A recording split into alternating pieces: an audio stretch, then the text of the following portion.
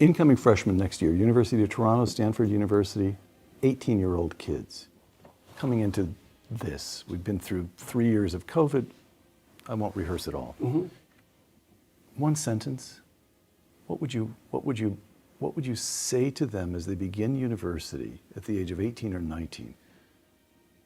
What's the restorative, the redemptive sentence? What should they do? Don't be thinking your ambition is corrupt. You know, because that's part of the message now. Human beings, we're a cancer on the planet. We're headed for an environmental apocalypse. The entire historical structure is nothing but atrocity, etc., etc. Anyone with any ethical aim whatsoever is just going to pull back. You don't want to manifest any ambition, support the patriarchal structure, exploit the environment. You've got to crush yourself down. You shouldn't even have any children. It's like, no. There's no excuse for that. There's zero excuse for that. I saw a professor at an event, something like this.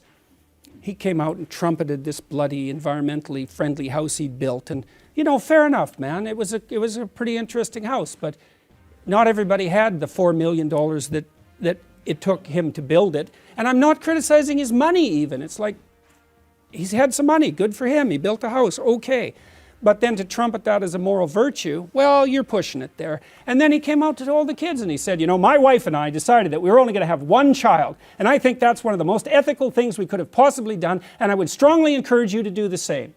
I thought, you son of a bitch.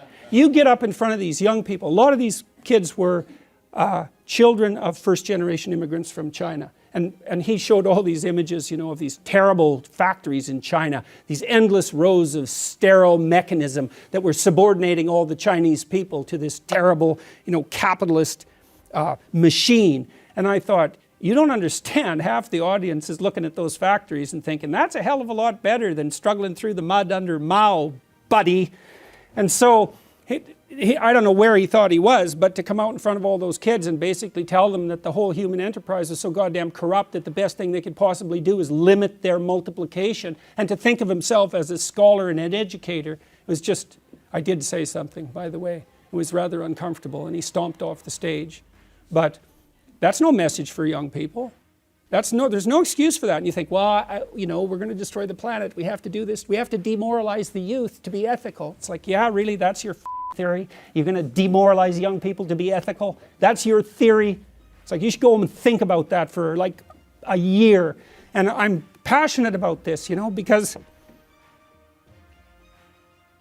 you have no idea how many people that's killing.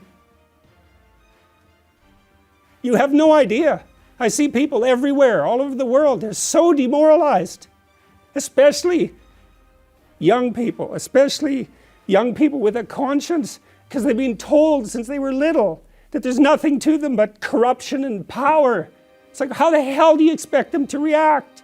You know, well, I shouldn't do anything then, you know. Dr. Jordan Peterson on what was the phrase? The divine sovereign individual. The divine sovereign individual. Thank you.